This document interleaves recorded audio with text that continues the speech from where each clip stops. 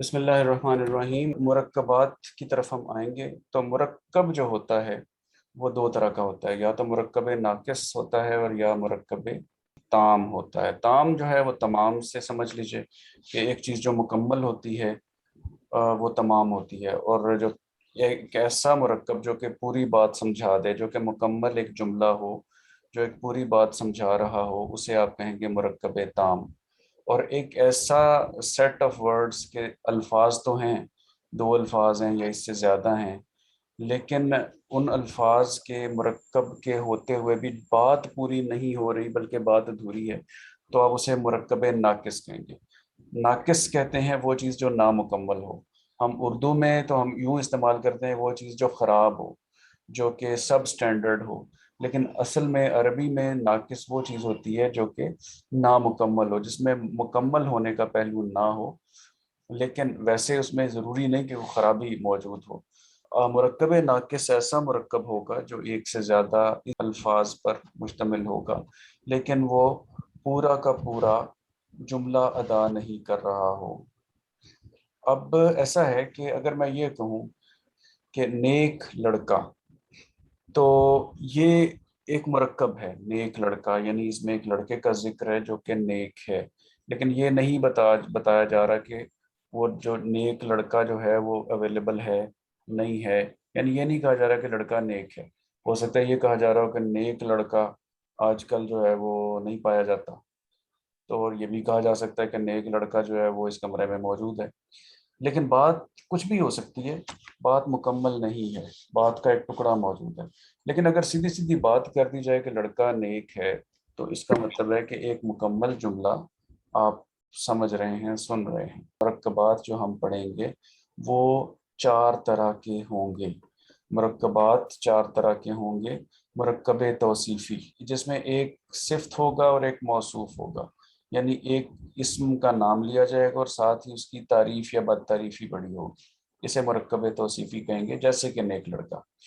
ایک ہے مرکب اشاری، جس میں اشارہ کیا جا رہا ہوگا، یہ کتاب وہ درخت، اسے مرکب اشاری کہیں گے۔ ایک ہوگا مرکب اضافی، یہ ہوتا ہے جیسے میری کتاب، میرا گھر، اس میں ملکیت اور مالک کا رشتہ ہوتا ہے۔ تو یا سلیم کا گھر، سلیم مالک ہو گیا، گھر ملکیت ہو گیا، تو مالک ملکیت کا رشتہ جہاں آئے گا اسے مرکب اضافی کہیں گے۔ اور مرکب جاری، یہ ایک بڑی اہم چیز ہوگی۔ اس میں ہم کہتے ہیں جیسے اللہ کے لیے، اللہ کی طرف، تو یہ طرف لیے، اسے جیسے للہ، اللہ کے لیے، الاللہ، اللہ کی طرف، اس طرح کے مرکبات تفصیل سے پڑھے جائیں گے تو اسے آپ مرکب جاری کہیں گے۔ اب ہم تھوڑا سا سٹرکچر پڑھتے ہیں کہ مرکب توصیفی کا سٹرکچر کیسے ہوتا ہے۔ تو اردو میں دیکھیں، نیک لڑکا، نیک لڑکے کا مطلب یہ ہوا کہ ہم نے اس کی تعریف پہلے لکھی اور جس کی تعریف کی جا رہی ہے اس کو بعد میں لکھا۔ یہ آ گیا جی جہاں میں اس وقت کرسر گھمانے کی کوشش کر رہا ہوں۔ لیکن عربی میں جب آپ اس کو ٹرانسلیٹ کریں گے تو آپ اس کا آرڈر جو ہے وہ ریورس کر دیں گے۔ وہاں پر آپ دیکھیں گے کہ پہلے تو دیکھیں کہ لڑکے کو کیا کہتے ہیں۔ لڑکے کو عبدن کہتے ہیں اور نیک کو صالحن کہتے ہیں۔ تو نیک لڑکے کو اگر اردو کے پیٹرن پہ کریں گے تو آپ کہیں گے صالحن عبدن، لیکن عربی میں ترتیب مختلف ہوگی۔ پہلے وہ آئے گا جس کی تعریف ہونی ہے، یعنی موصوف پہلے آئے گا، صفت بعد میں آئے گی۔ تو آئے گا جی عبدن صالحن، عبد کا مطلب لڑکا اور صالحن کا مطلب نیک۔ اب ایک چیز اور دیکھیے گا، مختصراً کم الفاظ میں میں پوری بات کمپلیٹ کرنے کی کوشش کرتا ہوں، کہ اگر میں یہ کہوں کہ نیک لڑکی تو بھی ٹھیک ہے، اور نیک لڑکا تو بھی ٹھیک ہے، نیک لڑکے تو بھی ٹھیک ہے، نیک کا لفظ جو ہے وہ سب کے ساتھ فٹ آ رہا ہے۔ لیکن کیا میں اگر یہ کہوں کہ اچھا لڑکی، تو آپ کہیں گے نہیں یہ کوئی ٹھیک بات نہیں ہے، لڑکی ہے تو اچھی ہونی چاہیے، اچھا لڑکی نہیں ہوتی۔ پھر اگر میں کہوں کہ اچھی بلکہ اچھا لڑکیاں، تو بھی آپ کہیں گے جی کہ نہیں، یہ بھی ادھر واحد جمع کا بھی معاملہ، بیچ میں کمپلیکیشن آ گئی ہے۔ تو یہ یاد رکھیں کہ ہم دونوں چیزوں کو جنس اور عدد اور باقی تمام پہلوؤں کے لحاظ سے بھی ایک جیسا رکھنے کی کوشش کرتے ہیں۔ ہم نے یہ دیکھنا ہے جس کی تعریف کی جا رہی ہے اس کی جنس کیا ہے، اس کی تعداد کتنی ہے، وہ معرفہ ہے یا نکرہ ہے، اور اس کی حالت رفع ہے، حالت نصب ہے یا حالت جر ہے۔ ان چاروں چیزوں کو پیش نظر رکھتے ہوئے اس کے بالکل مطابق ہم نے جو صفت ہے وہ بھی ویسی ہی لگانی ہے۔ تو اب یہ مثال یہ دیکھیں، عبدن ایک لڑکا ہے، صالحن بھی ایک ہی ہے، صالح زیادہ اگر ہوں تو صالحون ہوتا ہے۔ تو ہم نے واحد کے لیے واحد، مذکر کے لیے مذکر، یہاں پر چونکہ ال وغیرہ نظر نہیں آ رہا تو ہم نے یہاں بھی ال نہیں لگانا۔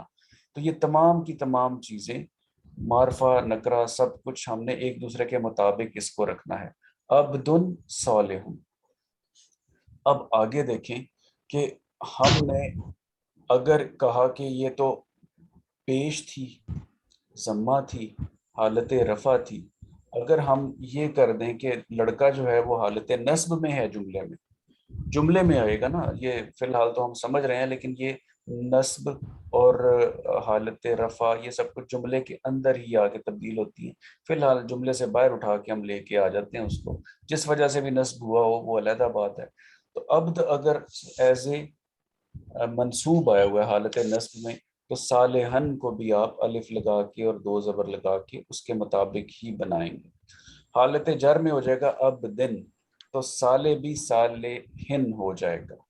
تو اب دن صالحن ٹھیک نہیں ہوگا، بلکہ آپ نے جیسی یہ چیز ہوگی جس کی تعریف کرنی ہے، چاروں پہلوؤں کے ساتھ ویسی ہی تعریف بھی ہوگی۔ اب یہ ابدانی کا مطلب کیا ہے جی؟ دو لڑکے، تو صالحانی، تو وہاں بھی تثنیہ کا صیغہ ہی آئے گا۔ اور اگر آپ غور کریں باقی کے سارے پہلو بھی بالکل اسی طرح سے فٹ بیٹھ رہے ہیں۔ اور اب دینی صالحینی، یہ ہے حالت نصب اور حالت جر تثنیہ کی، تو اب دینی صالحینی آپ نے اس طرح سے ہی کر دینا ہے۔ تو اب تک جو بات اہم ہے وہ یہ ہے کہ جب آپ مرکب توصیفی عربی میں بنائیں گے تو آپ یہ کریں گے کہ جس کی تعریف کرنی ہے اس کو پہلے لکھیں گے اور تعریف کو بعد میں لکھیں گے۔ اور دوسری بات یہ ہے کہ جو چاروں خصوصیات ہوتی ہیں، جنس، اعراب، معرفہ نکرہ اور عدد، اس کے مطابق دونوں چیزیں ایک دوسرے کے پوری طرح سے مطابق ہونی چاہیے۔ عباد ان کہتے ہیں جی زیادہ آدمیوں کو یا زیادہ لڑکوں کو یا بندے، تو عباد صالحون، تو آپ جانتے ہیں کہ عبادن بھی جمع کا صیغہ ہے اور صالحون بھی جمع کا صیغہ ہے۔ عبادن کے اوپر جو تنوین ہے وہ بتا رہی ہے کہ یہ حالت رفع ہے، تو صالحون بھی حالت رفع ہے، صالحین ہوتا تو وہ کوئی اور حالت ہوتی، تو ہم نے یہ حالت رفع ہی لگائی ہے۔ عبادن اگر جو ہے وہ مذکر ہے تو ہم نے یہاں پر بھی مذکر ہی لگایا، ہم نے صالحات نہیں لگا دیا۔ تو چاروں کے چاروں پہلو ایک دوسرے کے مطابق ہونے چاہیے۔ اب آگے ہم نے کیا تبدیلی کی ہے جی؟ ہم نے ال لگا کے اسے معرفہ بنا دیا، ابھی تک ہم نکرہ کی باتیں کر رہے تھے۔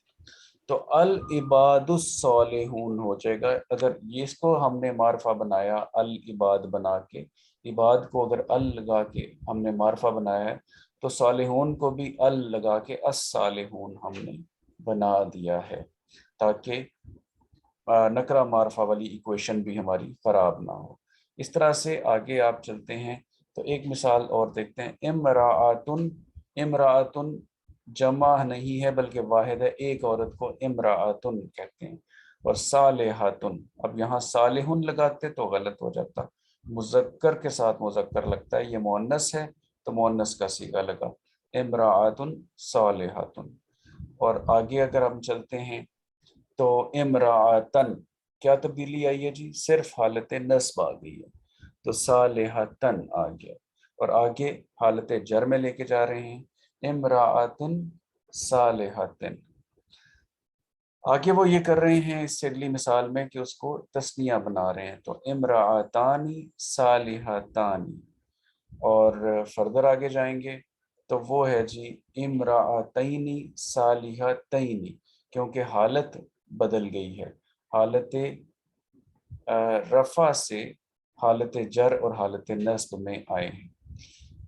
جب ہم جمع میں آ جاتے ہیں تثنیہ سے جمع میں آئیں گے تو وہ ہے نساء، جمع مکسر کی ایک بہت بڑی مثال کہ بالکل الفاظ ہی بدل جاتے ہیں، حروف ہی بدل جاتے ہیں۔